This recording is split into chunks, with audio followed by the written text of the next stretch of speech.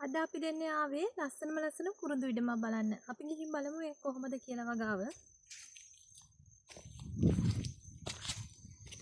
ඔව් ලොකු කන්දකුත් මේ කන්ද නගිනක මං ඉන්නේ. ඔය ගිහින් බලමු තත්ත්වය කොහොමද කියලා. මහා ගස් වලින් වට වෙච්ච ලොකු වනාන්තරයක් වගේ පේන්නේ. පසුබිමින් බලුවොත් අපි ගිහලා බලමු.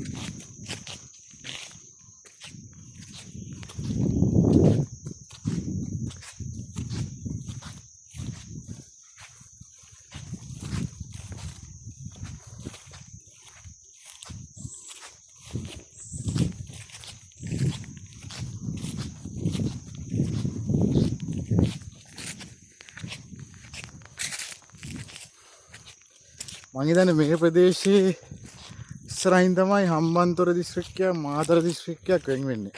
ඒතර මම හිතනවා මේ කුරුඳු ඉඩම පිහිටලා තියෙන්නේ හම්බන්තොට දිස්ත්‍රික්කයේ.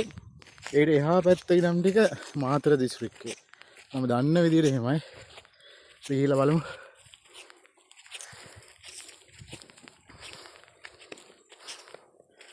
ඔව් දැන් මගේ පිටිපසින් පේන ඇති මේ ලස්සන කියන්නේ මල් ඇවිල්ලා නෑ. මේක තියෙන්නේ මේ කටු සහිත ශාක. ඒ වගේ විශාල ප්‍රමාණයක් තියෙනවා මේ කුරුඳු ඉඩමත් එක්ක. අපි බලමු ඉස්සරහට ගිහින් කොහොමද මේ ප්‍රදේශය කියලා.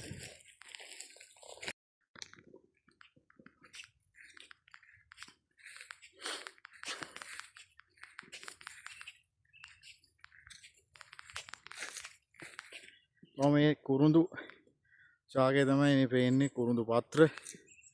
මං හිතන්නේ ලංකාවට ලොකු විදේශ විනිමය ප්‍රමාණයක් අපේ රට ගෙනත් දෙන මේ ශාකය ඔයාලා කවුරුත් හොඳින් හඳුනනවා. ඉතින් මේ ශාකයේ මම හිතන්නේ ඉවත දාන කිසිම දෙයක් නැහැ. මේ කොළයේ ඉඳලා කුරුඳු ගෙඩියේ ඉඳලා මේ කුරුඳු පොත්ත සුද්ධ කරලා ඊට පස්සේ ඉතුරු වෙන ඒ දඬු කෑල්ල පවා යම් කිසි දෙයකට අපි ප්‍රයෝජනට ගන්නවා.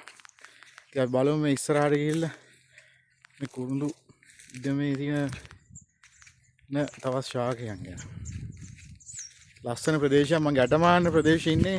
මේ ප්‍රදේශයෙන් ඉස්සරහින් තමයි හම්බන්තොට දිස්ත්‍රික්කයේ මාතර දිස්ත්‍රික්කය වෙන් වෙන්නේ.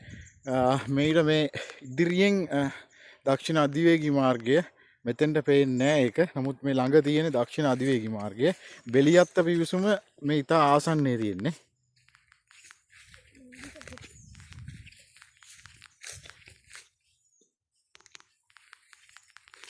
ඔබට පේනද ලස්සන මල් වර්ග මේ තියෙන්නේ. මේ කැලේ තියෙන අපූර්වත්වය. ඒ කියන්නේ මේ වගේ තැනකට කවුරුවත් එන්නේ නැහැ මේ කැලයක් කියලා වනාන්තරයක් කියලා බලන්න. මොකද මල් පිපිලා තියෙන තැන් වලට විතරයි යන්නේ මිනිස්සු බලන්න. මේ කුරුඳු ඊට පස්සේ ඖෂධයක් වගේ තමයි මේක. ඖෂධයක් පළතුරක්. ඒ වගේම අපි බලමු ඒ හරියට ගිහිල්ලා මේ තියෙන තත්ත්වය කොහොමද කියලා.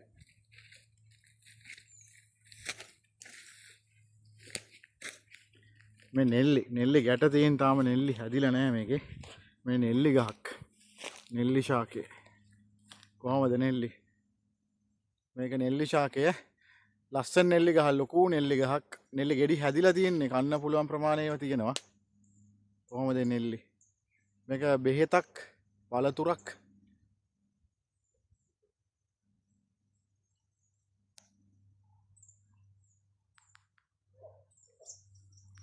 මේ පේන්නේ කුරුඳු ඉඩම මේ කලාපය.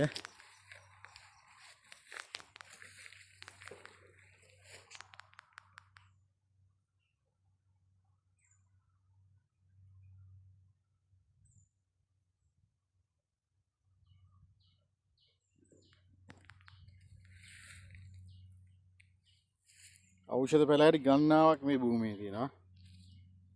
ඖෂධ පැලෑටි ගණනාවක් මේ භූමියේ තියෙනවා.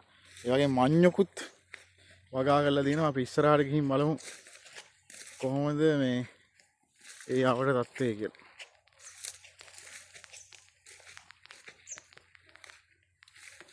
තියෙනවා.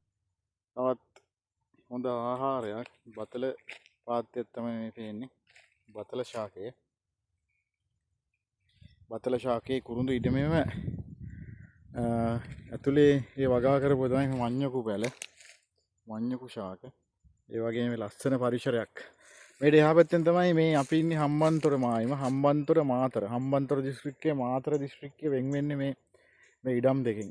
ඒ කියන්නේ පොඩි ප්‍රමාණයකින්. ඒ කියන්නේ මම ආයිත් මීටර් 50ක් ඉස්සරහට ගියොත් මාතර දිස්ත්‍රික්කයේ මම මේ දැන් ඉන්නේ හම්බන්තොට දිස්ත්‍රික්කයේ. ඔන්න ඒ වගේ තමයි මායිම් වෙන් වෙන්නේ. ඉතින් මේට ඉස්සරහින් තියෙනවා දක්ෂිණ අධිවේගී මාර්ගය.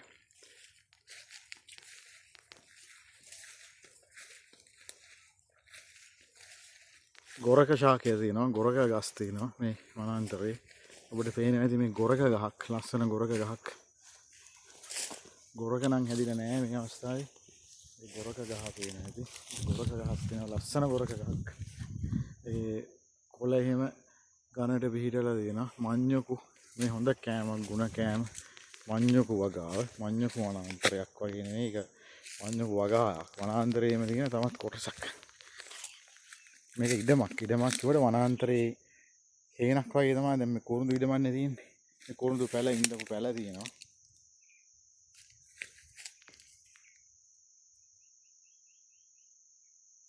මඤ්ඤොකු ශාකය. අපි තව ඉස්සරහට ගිහින් බලමු.